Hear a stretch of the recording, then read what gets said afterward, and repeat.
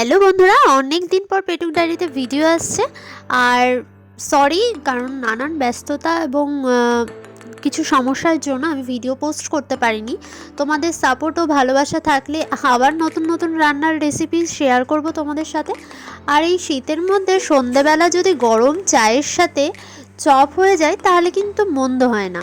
তাই প্রথমেই তোমাদের সাথে ঘরোয়া একটা চপের রেসিপি শেয়ার করছি। তো প্রথমে আমি আলুগুলোকে এইভাবে কেটে নিয়ে ভালো করে ধুয়ে নিলাম, আর প্রেশার কুকারে একটু নুন দিয়ে ওটাকে সিটি মারতে দিয়ে দিলাম। মোটামুটি 3 থেকে 4টে সিটি পড়লেই আমার আলুটা সেদ্ধ হয়ে যাবে।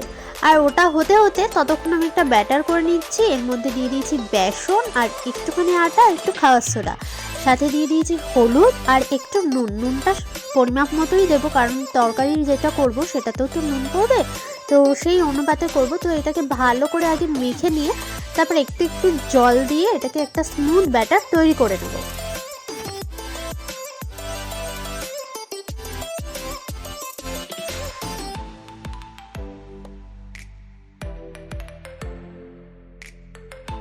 দেখতেই পাচ্ছ ব্যাটারটা কতটা স্মুথ হয়েছে।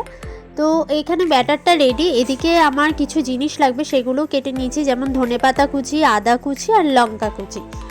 আর একটা বাদাম কিনে নিয়েছি। এই বাদামগুলোকেও আমি মোটামুটি হেমন্দিস্তা দিয়ে একটুখানি গুঁড়ো করে নেবো, হালকা ভেঙে নিলেই হবে। তো এদিকে আমার আলুটাও সেদ্ধ হয়ে গেছে, আর আলুটাকে একটা বাটিতে নিয়ে নিয়েছি। হাত দিয়ে তো ভাঙা যাবে না, তো আপাতত হাতা দিয়ে কোনো রকম এটা ভেঙে রাখছি, পরে এটা হাত দিয়ে ভালো করে মেশ করে নেব। এবার কড়াইতে চলে এসেছি। কড়াইতে আমি তেল দিয়ে একটু 5 ফোড়ন দিয়ে দেবো। তেলটা গরম হলেই তারপরে এর মধ্যে দিয়ে দেবো আদা কুচি। তো ততক্ষণ এটা নাড়বো যতক্ষণ না আদার কাঁচা গন্ধটা চলে যাচ্ছে। তারপরে এর মধ্যে যেটা মিক্স করে রেখেছিলাম আলুটা, সেটাকে এর সাথে মিক্স করে নেব। এরপর এর মধ্যে গুঁড়ো মশলাগুলো দেবো, কিন্তু প্রথমেই দিয়ে দেবো হলুদ গুঁড়ো, কারণ হলুদেরও তো একটা কাঁচা গন্ধ থাকে। তো সেটা দিয়ে ভালো করে এটাকে নাড়াচাড়া করে নেব যাতে ওই কাঁচা গন্ধটা চলে যায়। তারপর এর মধ্যে দিয়ে দেবো ধনের গুঁড়ো, জিরের গুঁড়ো, ভাজা গুঁড়োর মশলা, নুন, আর সাথে দিয়ে দেবো কাঁচা লঙ্কা কুচি প্লাস ধনেপাতা কুচি। তারপর এটাকে ভালো করে মিক্স করে স্বাদটাকে ব্যালেন্স করতে দিয়ে দেবো সামান্য চিনি। তারপর যেই বাদামটাকে হালকা গুঁড়ো করে নিয়েছিলাম সেটাকে এর মধ্যে মিক্সড করে দেবো। এই যে আমার রেডি হয়ে গেছে আলুর পুরটা। এবার এটাকে আমি আস্তে করে চপের আকারে করে নেব। তোমরা দেখতেই পাচ্ছ আলুটা ভীষণ গরম, কিন্তু সেটাকে নিয়েই আমি আস্তে আস্তে বল করে সেটাকে চপের শেপ করে নিচ্ছি। অনেকগুলোই করব।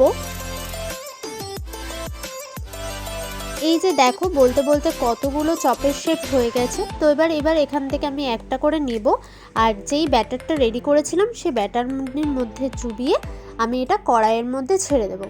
এপিট এপিট খুব ভালো করে লাল লাল করে ভেজে নেব, তাহলেই আমার রেডি হয়ে যাবে চপ।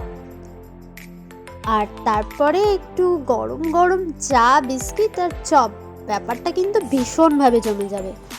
চাইলে তোমরা মুড়ি মেখেও খেতে পারো।